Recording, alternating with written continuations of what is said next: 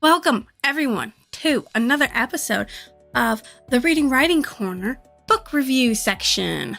Hopefully there will be other sections if there's not already one. If not, I'm sorry. There might be one day, eventually. I have plans for this YouTube channel, so maybe one day there'll be more sections. I hope there is. We are going to do a non-spoiler review of The Grim Reaper End of Days, the book.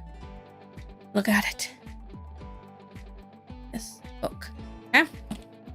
It is part of the Grim Reaper series. I say series loosely because the second book hasn't come out yet and it has been over like 12 years. So who knows if it's going to come out or not. I am Leanne and I'll be the host for this one. Let's get going. This can be found on Amazon, in the book, anywhere you can find it that deals with Grim Reaper's End of Days by Steve Alten. You can find it on his website. From Revelations to the Mayan calendar, 2012's prophecy, all major cultures and religions warn of a darkness to come, a supernal event that will be the modern-day equivalent of Noah's flood. In the 13th century, Europe suffered through war, famine, and the evils of the pogrom, acts of hatred that massacred tens of thousands of Jews.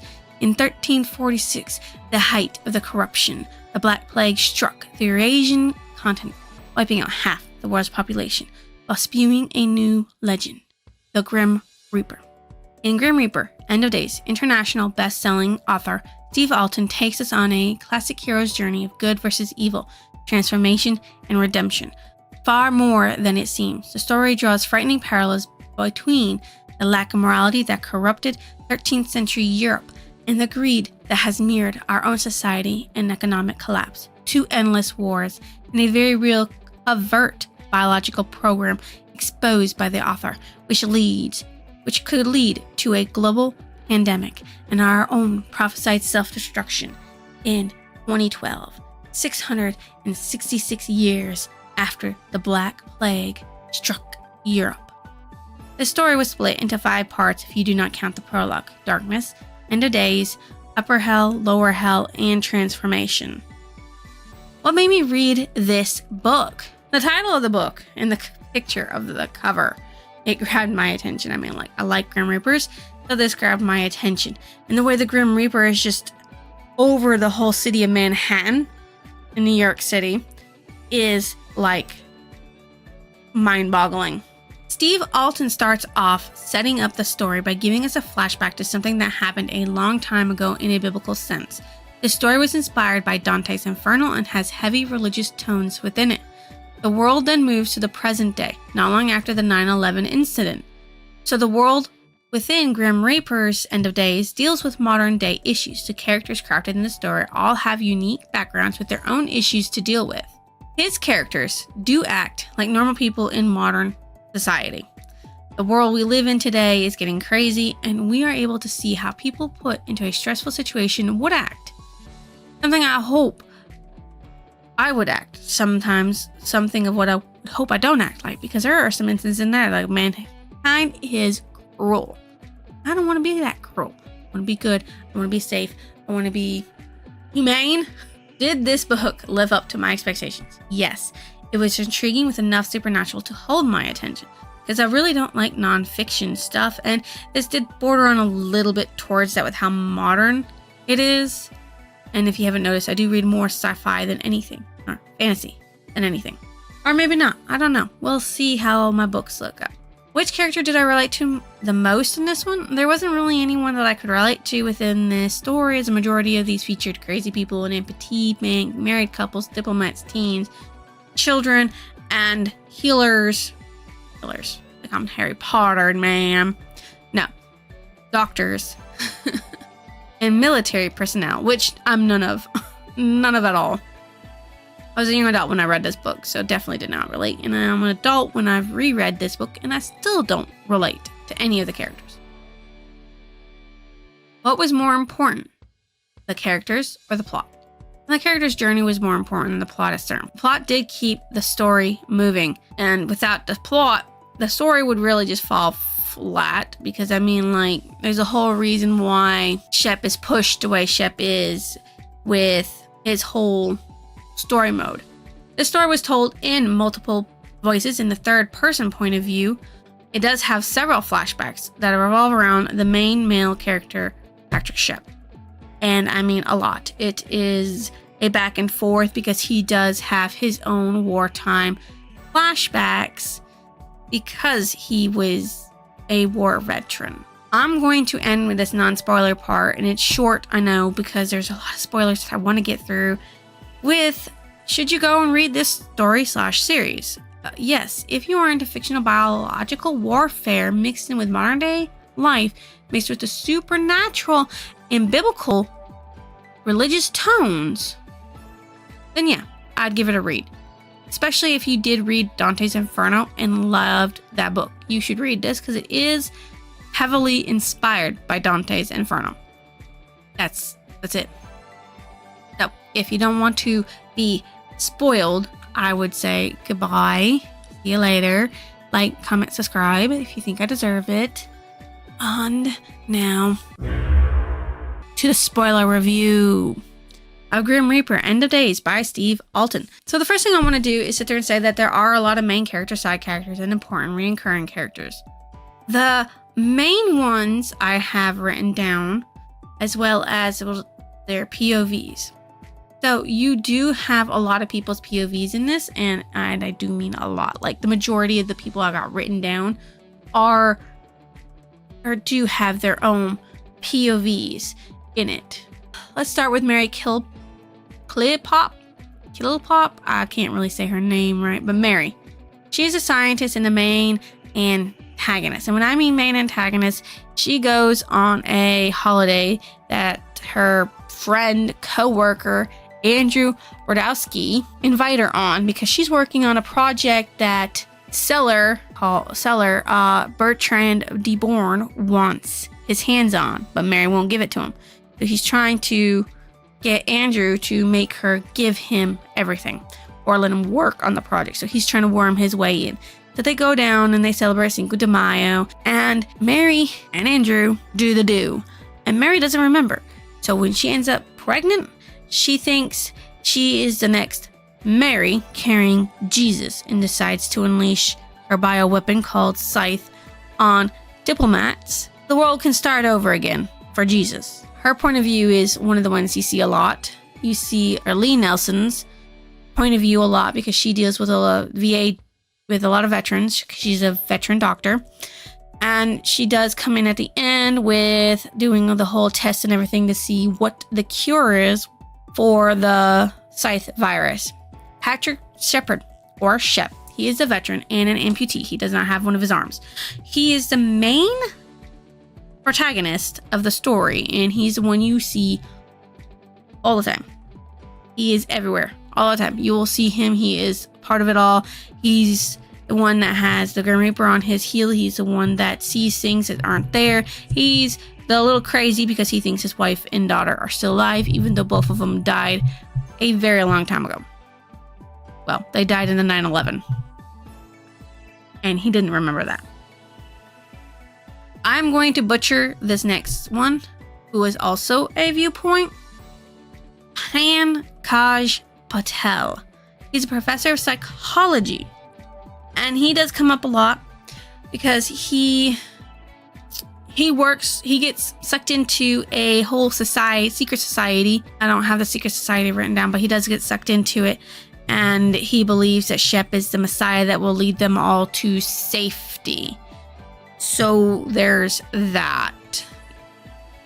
He also has a wife who considers herself a necromancer who speaks to the dead. And their daughter, Dawn Patel. Manisha Patel is his wife. Dawn Patel is actually the reincarnated daughter of Shep. Shep's daughter. So Shep's daughter is reincarnated as Dawn, and she can see her mother who guides her and protects her all the time. Ernest Lozano's point of view as well. He's an army intelligence working for de Born. He does a lot of stuff for de Born. Bertrand de Born, who is the founder of the Trilateral Commission and the Council on Foreign Relations, he is also part of a secret order called the Novus Ordo Mundi, which is the New World Order, which is somebody who's trying to take over the world through the back seat and everything like that, like the Illuminati. Like I said, Andrew Brodowski is a scientist that wants to sell the bioweapon to DeBorn because DeBorn's promising him a lot of money and to work with DeBorn on it. Eric Ogello, I think that's his name, folks. I think. And I'm looking down at my mic more than I am looking up. And I apologize for that, but my camera is up there and my mic's down here. You know, kind of weird, I guess. He is the president of America. Eric is. And this is definitely fiction because we didn't have no one named Eric Colego as our president at all. Gilut Hanim, a student of Rabbi Shimon Bar Yochai, and blood descendant of Emperor Ahsoka. He thinks he is very, very important and can do a lot of stuff. And you have his point of view. He doesn't have a point of view. All the ones up top are the ones with the point of views. Mary, Lee, Patrick, Ankaj, Ernest, Bertrand. They're the ones, and Andrew and Eric. They're the ones with the point of views that go back and forth, back and forth, back and forth between a lot of them. You do see, I forget to put this in here, but Gavi. You see Gavi Cantor's point of view and her father's point of view. I don't have her father's name written down. But Gavi was a 13-year-old girl, and she got into some trouble, and her father, who was working for the military defects, to go find his daughter because they're going to bomb Manhattan to get rid of the virus because, you know, one for the many. Let me get back to Francesca and Paolo Minos. Francesca was a pregnant woman who worked with her husband, who owned the Minos Pizzeria. They meet up with Shep, and Shep saves them. Shep saves them and the Patels and Gavi while trying to find his wife and daughter, who he thinks are still alive. Sheridan Erstenmeyer, the bodyguard DeBorn, has done a lot of mean things and really just terrible person. Oh, in the story, when you read in the book, part 2, End of Days, it begins with a diary entry before each chapter from a guy named Guy D. Shalaik, aka Guido di Caliaco, on his first encounter with the Black Death back in 1347 Avignon, France. It's at the end. It's just the first entry diary, and then at the end of every single phase, which is what they're called in part 2, is the diary entry from him on his experiences with the plague, treating the Pope, because it's about the bubonic plague and everything. The end of the book is called Transformation, which is the last part. It's where after everything has happened and a new day dawns on Manhattan, and it shows the aftermath of the plague scythe ravaging the city and how the city starts recovering from it. Now, we're getting into the nitty-gritty stuff. My favorite character was the Grim Reaper.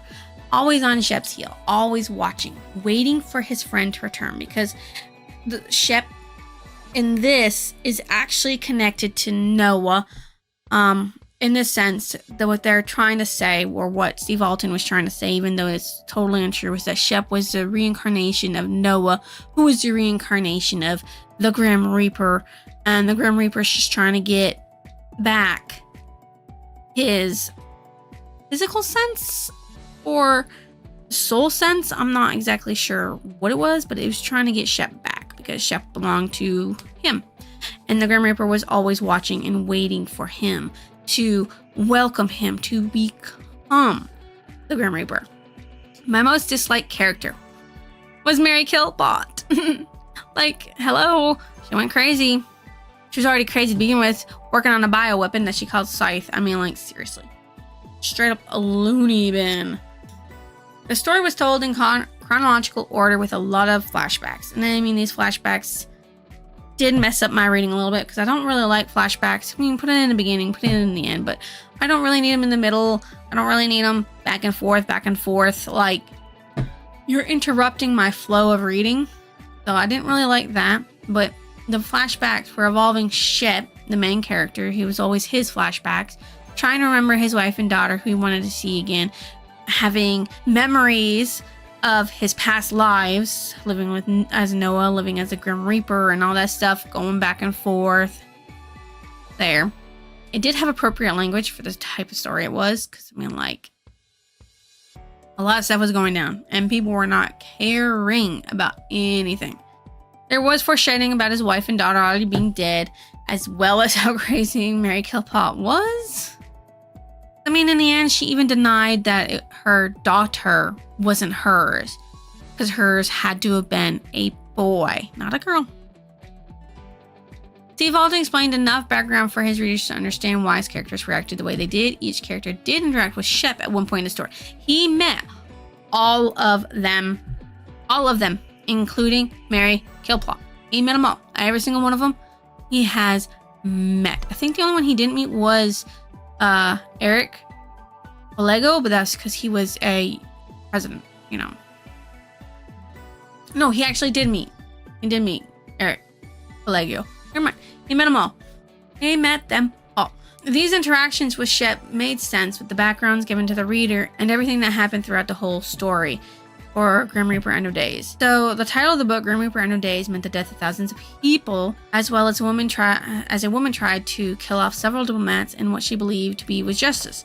Manhattan, an island, was the only one affected, but it could have been worse. The biological weapon Scythe had gone out of the city of Manhattan.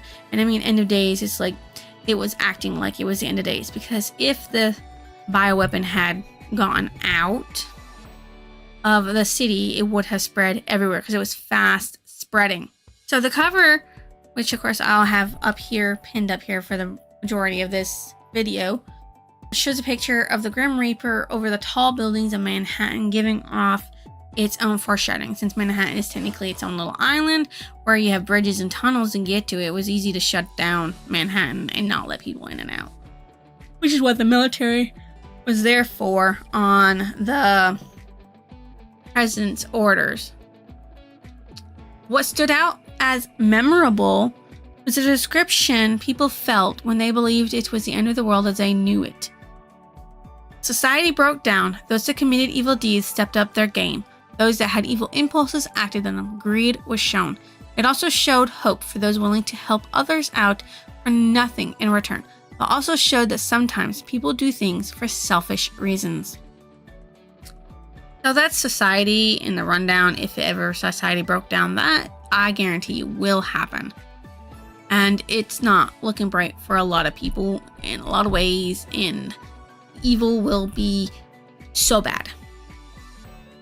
My favorite passage from the story is this. The male Grim Reaper had been impaled upon his female counterpart's scythe, the blade buried in the base of the Baron's skull.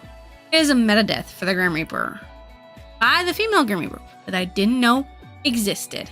My favorite quote. I have a basic rule. Never take a good soul after Wednesday. Patrick says this to Lee after he becomes the Grim Reaper. Of course, he makes a deal with Eric Clegio when he becomes a Grim Reaper. This saying is a throwback to something that Lee said to Patrick back when they first met. I have a basic rule. If you're going to kill yourself, at least wait until Wednesday. That was a basic rule she had to convince everybody. And the reason he said, why Wednesday? And her reasoning was that by Wednesday, if you made it to Wednesday, it would look, you got through majority of the week and you were on your way to the end of the week and everything was looking better and brighter before the cycle started over again. So it was a way to have people keep living, how to keep her veterans from offing themselves in any way, shape, or form, because she figured you will always see the brighter side after Wednesday.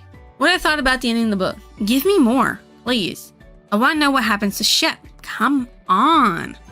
So the actual ending is that Shep is dead and his reincarnated daughter visits his grave with her mother to speak to her dead parents from the past, because, you know, Dawn's reincarnated of Shep's daughter, and she goes to the graveyard to speak to her parents, to let them know that she's there rooting for them and everything, because they're just there.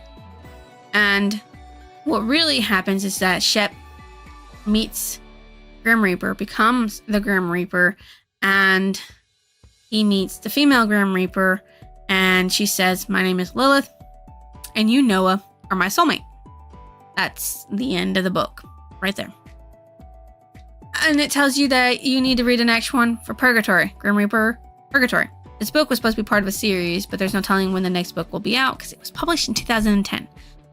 It has been, 14 years actually now, considering this is 2024 that I'm recording this. 14 years and not a word from Steve Alten. What did this book remind me of? It didn't remind me of any other book I read at all. I couldn't think of one. I might in the future, maybe, or maybe this one will, when I read other books, will remind me of this one. So this book was a heavy read and somewhat chaotic, but it was enjoyable. It was worth the read, I have to admit. The way he spun the story gave me back my spark when I had lost it after my mother's death in 2011. It was a blessing in disguise. I happened to randomly pick up this book while it was on sale because of the cover, and it was what I needed at the right time that I read it. Steve Alten may not know it, but this book made me realize I still had stories left to write, and it wasn't the end just because I had lost my mother. So thank you, Steve Alten, for writing this book. I shall ever be grateful for it. And that will be the end of this one. So, if you made it all the way to the end of this, I'll reiterate, if you think I deserve a like, a comment, or even your subscription, drop it down below. I'll see you next illusion.